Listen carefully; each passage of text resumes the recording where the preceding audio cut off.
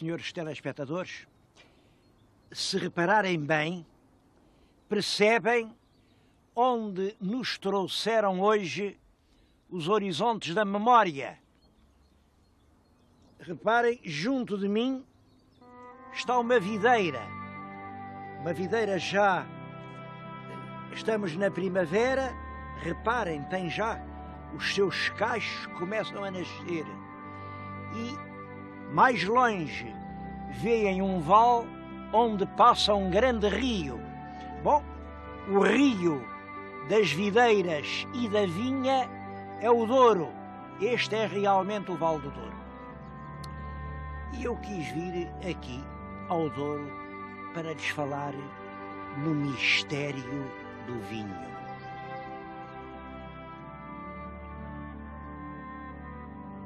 Porque os antigos estabeleciam uma ligação entre as ideias de vida, sangue e vinho.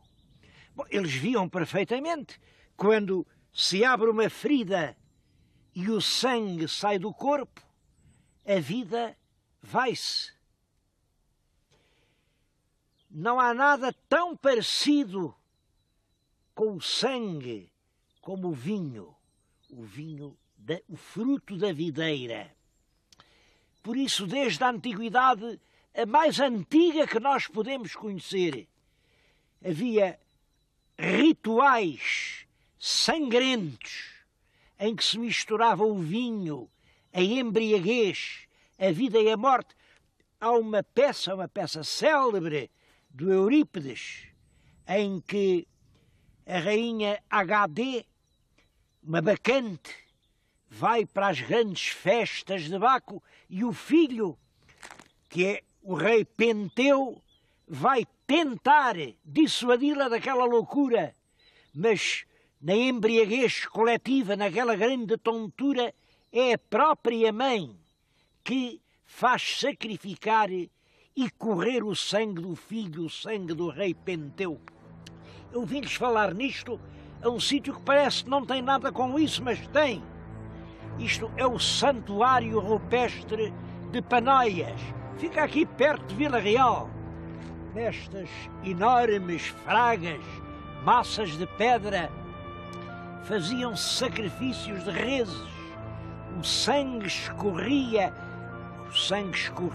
e purificava. Bem, todos sabem que, por exemplo, a Páscoa é isso mesmo, a altura em que o sangue das reses novas veio purificar os pecados dos homens. E é tudo isso, pecados, o sangue, a vida e a morte, que está misturado neste mistério do vinho.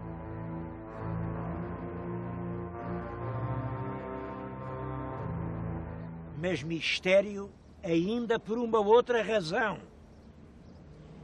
É que realmente nós não sabemos quase nada sobre a história do vinho em Portugal. Quando foi que aqui nesta terra, que agora é nossa, se começou a beber vinho? Bom, dizem os romanos, claro, os romanos bebiam vinho à Itália, iam procurá-lo a toda a parte onde era bom, faziam elogios ao vinho ibérico, quer dizer, ao vinho que ia daqui, isso toda a gente sabe. Que os romanos gostavam de vinho, toda a gente sabe. Mas antes dos romanos, porque os romanos, no fundo, para a história, não foi há muito tempo. Os romanos são 2000 anos, e antes deles, isto é que já é interessante, muito antes dos romanos, muito antes, quando acabava a Idade da Pedra, ali na transição do Neolítico para a Era dos Metais, para o Bronze, apareceram em certas estações já exploradas, apareceu isto. É claro, os arqueólogos debruçaram-se ansiosamente, mas que diabo é isto? Não há dúvida nenhuma. Isto são grainhas. Ora, se havia grainha, havia bago, Se havia bago, eles conheciam as uvas. E porquê é que eles conheciam as uvas? Bom, aqui, naturalmente, os senhores arqueólogos têm muitas dúvidas. Bom, eu acho que, apesar de tudo, e dentro das leis do bom senso, acho que se eles conheciam as uvas e gastavam tanto que ficaram até montes de grainhas, é porque eles já bebiam vinho. Bom, depois dos romanos vieram os mouros. Os mouros tinham uma lei religiosa que era o Alcorão, que dizia: não beberás vinho. Mas eles bebiam, pelo menos cultivavam. Sabemos perfeitamente que na época romana as vinhas no nosso território continuaram. É curioso isso deles não beberem vinho, porque, como sabem, perante essa coisa espantosa que era o vinho que, depois de beber, um homem mudava a alma, via outras coisas, tinha outra noção do mundo, fazia-se mais forte, mais corajoso, mais cruel. O que é que vocês acham? O vinho seria o Espírito de Deus ou era o diabo que entrava em nós? Eu estou-lhes a pôr um problema importante da cultura, porque houve meio mundo que entendeu que o vinho era o diabo. Olhem, na Ásia não se bebe vinho, bebe-se chá. Bom, bebe-se chá e ópio, que no fundo faz a mesma coisa. Mas o Maomé proibiu o vinho. Pelo contrário, o cristianismo, sabem que na última ceia, Jesus Cristo, com uma taça de vinho que levou aos lábios, disse: este é o meu sangue. E com um pouco de pão de trigo, disse: este é o meu corpo. E ainda hoje no culto cristão, o sacerdote consagra o vinho. Tem que ser vinho puro.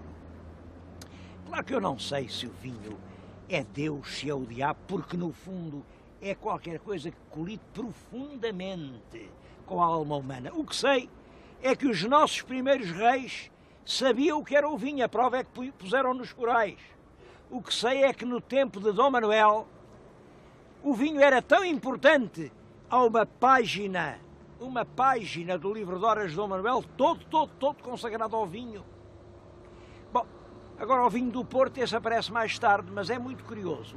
Ele aparece no século XVII, que há a primeira exportação de vinho para a Inglaterra, mas o vinho vem em barcos como este, que estão a ver atrás de mim. É um barco rabelo porque tem rabo. O rabo é aquele grande tronco que serve para orientar e para movimentar o navio. Este que está aqui na frente tem lá uma dúzia de pipas ou não sei o quê.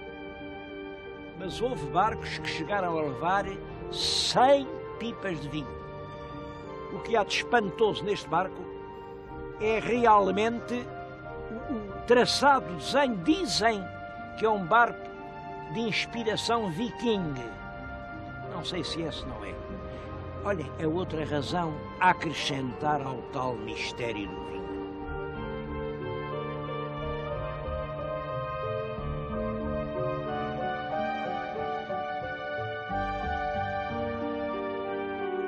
É absolutamente seguro que nos princípios da nacionalidade portuguesa o vinho já era uma das principais produções da nossa terra. Há forais do tempo de Afonso Henriques que já estabelecem prestações em vinho. Eu quis vir falar-vos agora do vinho português num sítio. Eu acho que isto é um sítio único e há tanta gente que nunca veio aqui. Estou num sítio a que chamam São Leonardo da Galafura. São Leonardo é o santinho que ali se venera, mas isto é o miradouro da Galafura. É um grande esporão de xisto fica aqui a cavalo do Rio Douro. Do lado de cá é distrito de Vila Real. Do lado de lá é distrito de Viseu. Numa e na outra margem vêem perfeitamente os tabuleiros da vinha. É claro que aqui os de Vila Real, os de Trás-os-Montes, dizem que o vinho de cá é que é melhor, porque ganha mais sol. Os de lá dizem que não, que o vinho nasceu em Lamego, e eu não vou meter nisso, porque só uma coisa é certa: o melhor vinho do mundo é sempre o da terra onde nós nascemos. Eu aí, por esse país fora, conheço pessoas a beber cada pinga e a dizer que bom que isto é, e são umas zorrapas que ninguém calcula, mas são o vinho da terra deles. Uma coisa não se pode pôr em dúvida: os vinhos bons são os das regiões demarcadas. E hoje, regiões demarcadas, há muitas. Imaginem que há 48.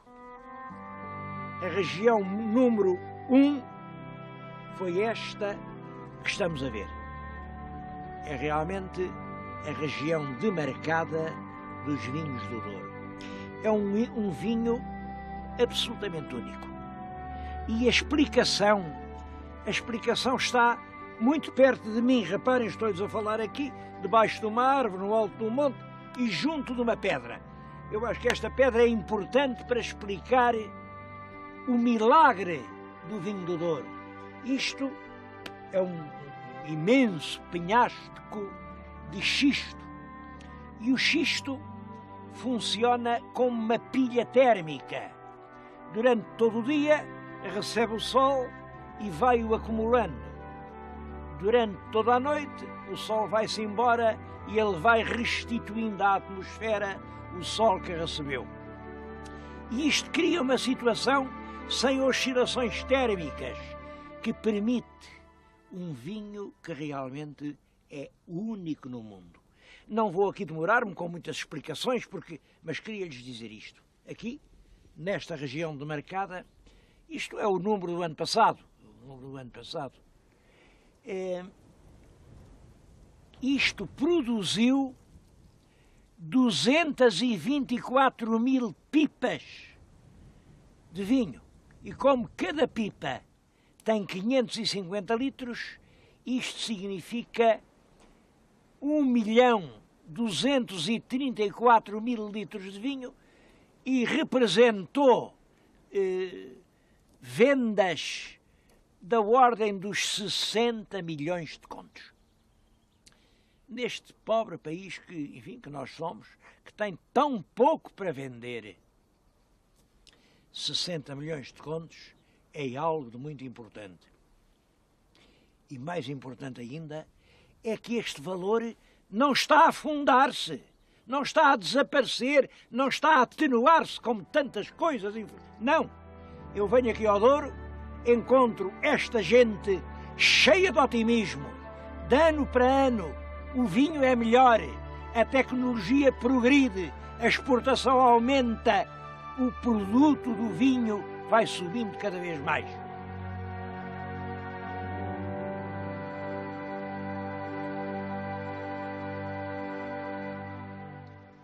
Bom, eu acho que aqui devia contar-lhes a história do vinho do Porto. Simplesmente, essa história nunca foi escrita. Em todo caso, agora já nos tempos modernos, não há dúvida nenhuma. O vinho do Porto está ligado aos ingleses. Isto por uma razão muito simples. Os ingleses sempre gostaram de bom vinho e bebiam dos bons vinhos da França. No século XVII, as relações inglesas e francesas complicaram-se, vem a Guerra da Sucessão de Espanha, o vinho não passa ao canal e os ingleses são muito espertos e descobrem logo: o vinho não vem de França, pode vir de Portugal. E é realmente no fim do século XVII que começa a dar-se o embarque de grandes pipas de vinho em direção a Londres. Devo dizer que o vinho, durante a viagem, tem uma grande tendência a estragar-se e, portanto, eles punham-lhe por cima uma camada de aguardente fino, aguardente vínica, e isso impedia que o vinho se estragasse. A aguardente misturava-se com o vinho e dava o delicioso vinho do Porto. Uma coisa que pouca gente sabe é que o almirante Delson, antes de decidir as ordens que dava, mandou servir um cálice igual a este, um cálice do melhor vinho do Porto que ia nas armadas de Sua Majestade. Provou, bebeu, comandou e venceu. Eu acho que o facto de um cálice de Porto estar na Batalha de Trafalgar é das coisas mais ilustres que aconteceram ao vinho do Porto. Mas, como calculam, um produto tão bom, que até deixa vencer batalhas, toda a gente o quer vender. E como nem toda a gente o tem, o que é que se faz? Bom, olha, faz tudo. Despeja-se jarros de água, tintas, a baga do sabogueiro, o açúcar da beterraba, tudo serve para fazer vinho, é o chamado vinho a martelo. Até que aparece o Marquês de Pombal e diz: não, o vinho do Porto é o vinho da região do Douro. E mandou pôr aquela tal uma pedra, há centenas de pedras iguais àquelas. Demarcou uma região, a primeira região do mundo. Essa batalha pela defesa do vinho do Porto continuou e continua hoje. Estou-lhes a falar aqui, na Régua, na Casa do Douro, que é um dos grandes combatentes nessa luta pela qualidade dos vinhos do Douro. O que está na nossa frente, já viram, é um vitral que eu acho muito bonito. Mesmo assim, há quem diga se era este vitral o que cá devia estar, porque em 1944, eu acho bonita esta data, quer dizer, a Europa mal saía de uma guerra que a tinha transformada em escombros, e em Portugal erguia-se uma catedral ao vinho do Porto. Fez-se um concurso, só concorreram 2 pintores, um pintor com imenso prestígio, que era o Jorge Barradas. Outro, um rapaz de Leiria, também já com os seus créditos, mas menos afamado que o Barradas, que era o Lino António. Acho que tinha graça os meus telespectadores compararem hoje os 2 vitrais. Este, o que foi aprovado, é o Lino António. O que ficou em segundo lugar, mas também foi adquirido, é o Jorge Barradas. Reparem que no Barradas até talvez haja melhor desenho, há muito lirismo, há assim uma espécie de sentido de trova popular. É como se o vinho do Porto fosse todo ele uma alegria. O do Lino António é diferente. É um painel de esforço, sofrimento. E o Lino António ganhou. Eu, por mim, não deixo de dizer que se o júri tivesse sido eu, era realmente este, o que tinha tido o primeiro prémio.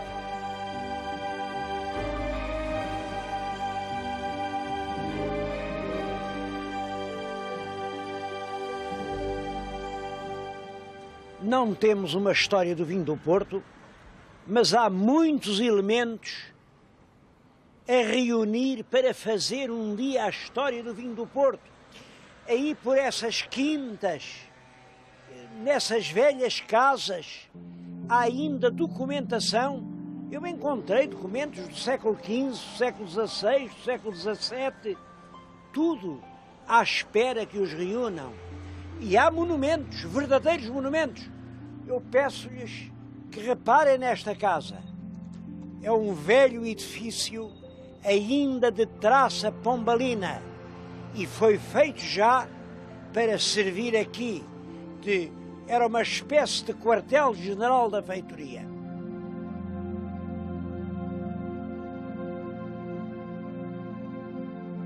Tudo aqui é ainda da construção primitiva.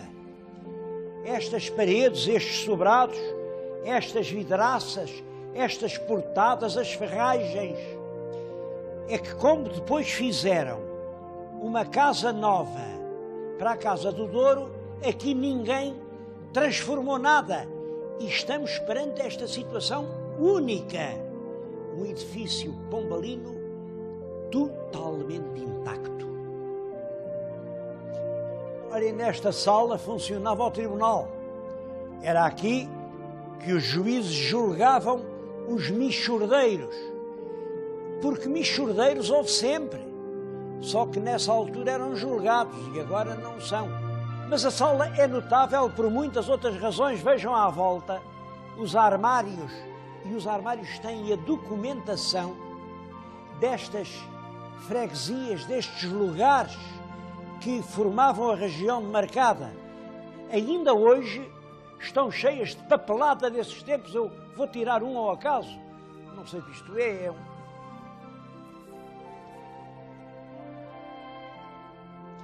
Bom, é o livro do movimento do ano de 1873,